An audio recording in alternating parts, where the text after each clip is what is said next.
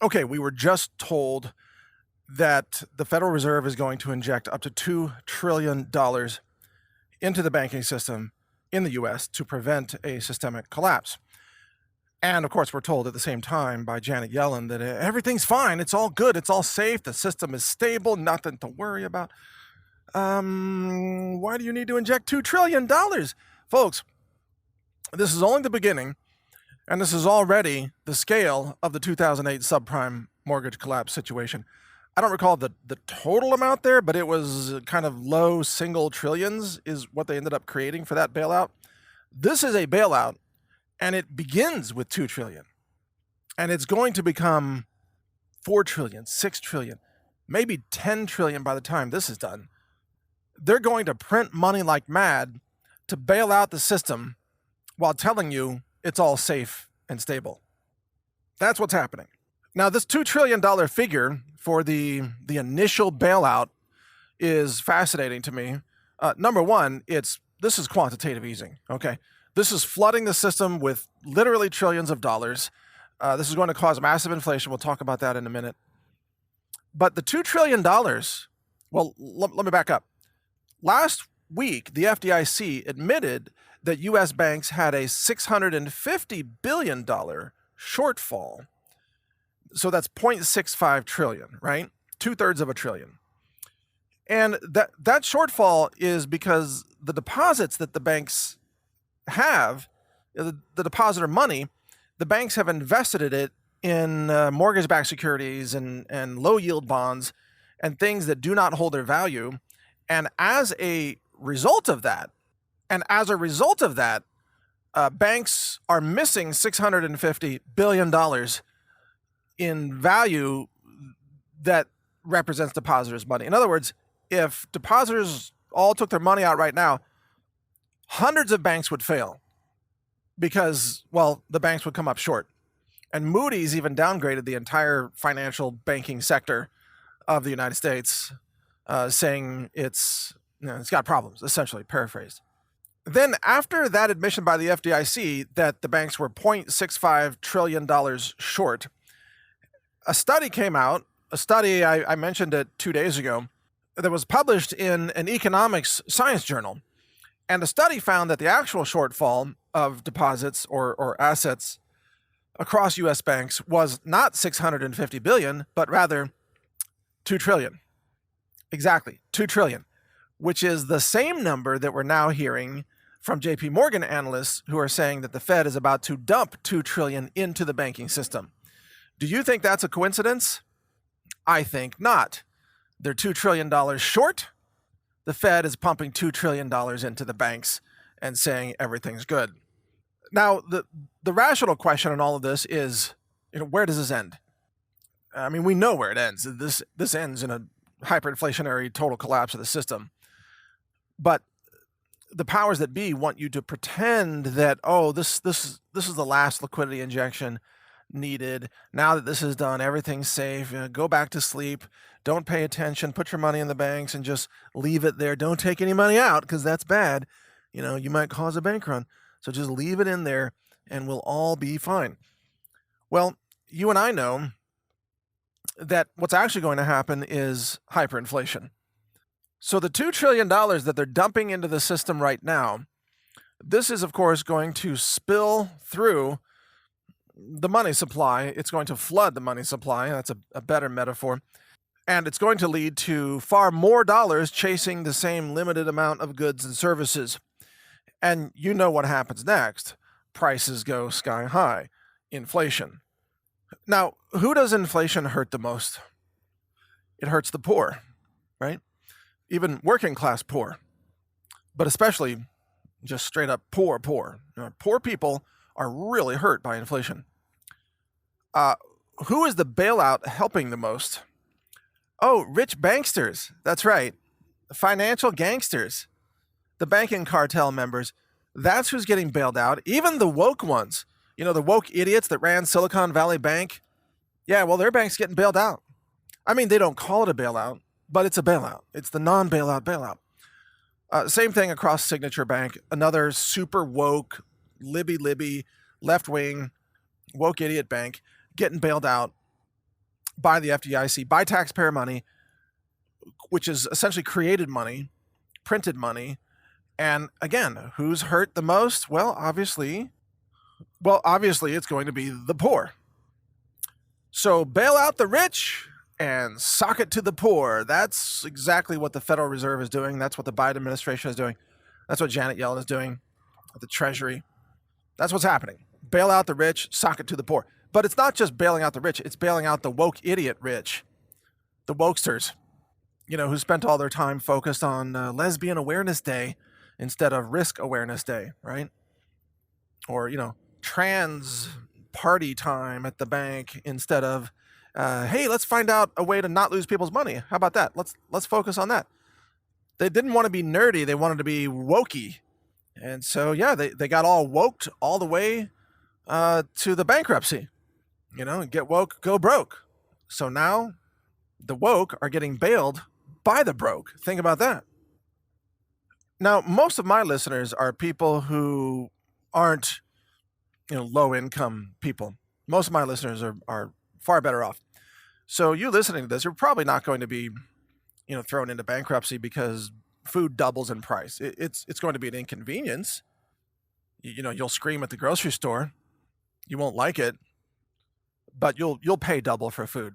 You'll pay triple for food. I mean that both as in you will gladly pay triple for food rather than starve, but also you are going to pay triple for food. You're going to pay quadruple for food. Food inflation is going to go insane.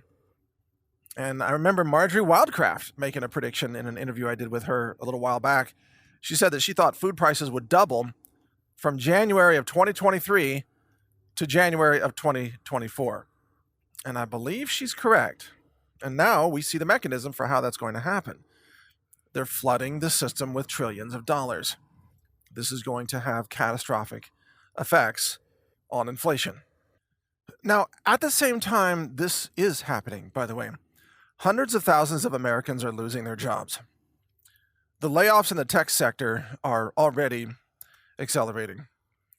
And the banking collapse that's also happening is already leading to more companies declaring bankruptcy, more job losses, and the economic implosion caused by the Federal Reserve raising interest rates is also, of course, causing more people to lose their jobs.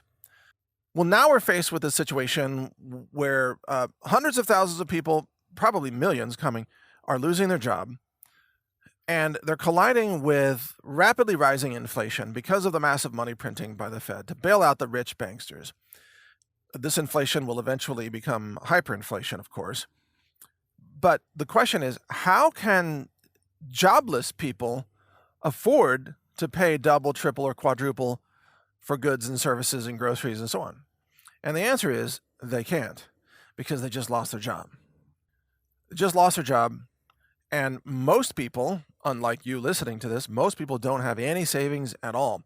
They can't survive to the next paycheck, much less another month. They can't make next month's rent out of savings. They have to have a paycheck or they're delinquent, right? They're out on the street quickly. So that's what you're going to see. More and more people losing their jobs, more companies going bankrupt, more banks getting bailouts, more people becoming homeless and starving. Famine will kick in. In the UK right now, it was reported, we covered this on Natural News, people are skipping meals to be able to afford to eat. Skipping meals. How's that for a weight loss program, huh? Not the kind of program that you ever want to really participate in. It's not the Jenny Craig weight loss, it's the Becky Broke weight loss. Yeah. Becky Broke can't buy no food, That's not a good scene. You don't want to be part of that scene. But here's the thing. Even those of you who have savings, most of you have it in a bank. Some of you listening, because you planned ahead, you already have some gold and silver. Excellent. You're going to need it. That's your savings right there. Whatever is in the bank is at risk of total loss. Now, of course, Janet Yellen, the Fed, they're going to say, oh, we're going to keep printing whatever money is necessary to bail out the banks, so the banks won't ever fail. Okay, maybe they're right, but if they keep printing all that money, the currency will fail. So yeah, you'll have your bank account, however much you have. I don't know, maybe you have $300,000 in the bank. It's just going to be worth nothing. Hence the importance of gold and silver, as I routinely talk about. I interviewed Gregory Mannarino, and if you missed that interview, you got to catch it. It's a very good interview. It's up on my channel on brighteon.com. And I'm about to interview Gerald Celente and also Peter Schiff. And I got to tell you, Mannarino really strongly emphasized the importance of getting silver. He says silver is his favorite metal. Now, John Perez, who I also interviewed, was talking about platinum. He thinks platinum prices are really suppressed right now and have a lot of upside potential. Peter Schiff, of course, will advocate gold. He's got Schiff Gold, and he's been talking about gold for a very long time. And Gerald Celente also, metals, right? So everybody who knows what's going on is talking about metals. Get into metals. Metals will preserve your wealth. It will save your money better than anything else that we can think of. Now, I promised I'm going to plug our gold and silver sponsor through this entire crisis. So if you haven't visited them yet, it's the Treasure Island Coins and Precious Metals Company. You can reach them at metalswithmike.com. I'm not paid any commissions. There's no affiliate, nothing. They have very competitive pricing. Check it out on their website. They'll show you the real-time market pricing right there. metalswithmike.com. And they are trustworthy. They are professional. They are discreet. The shipments are insured. You will get physical gold or silver or platinum in your hands. And don't buy proof coins from anybody. Buy bullion. Get physical gold and silver, the maximum ounces per dollar. And of course, do your research. I'm not your financial advisor. That's my disclaimer. There is, of course, price risk in metals.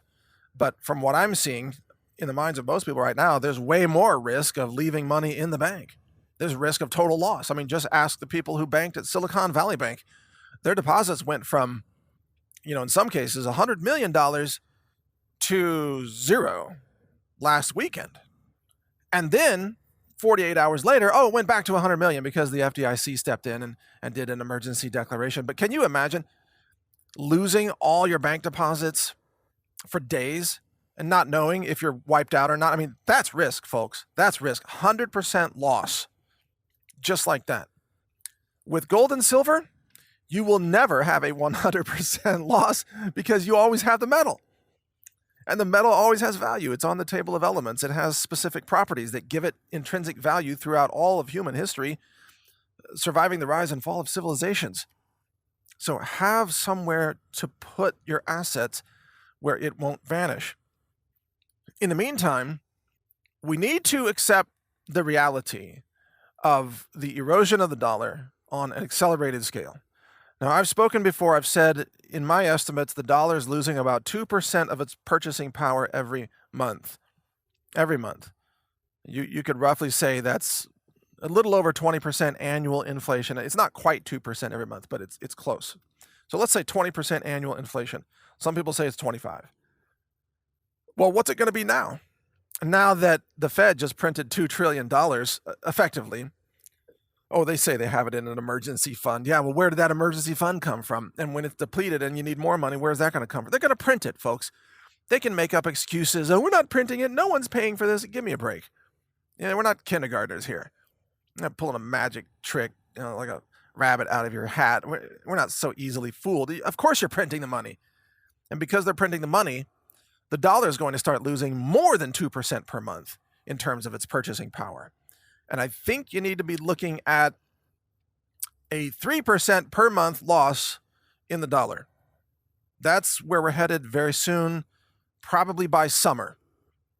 So 3% per month loss, which means in 1 year, and this is without compounding it, in 1 year, you would lose, let's say, roughly 36% of the purchasing power. It's actually more than that. If you use, the rule of 72, you'll get a more accurate figure. That tells you that you'll lose about half the purchasing power of your dollars in 24 months? Is that what that comes out to?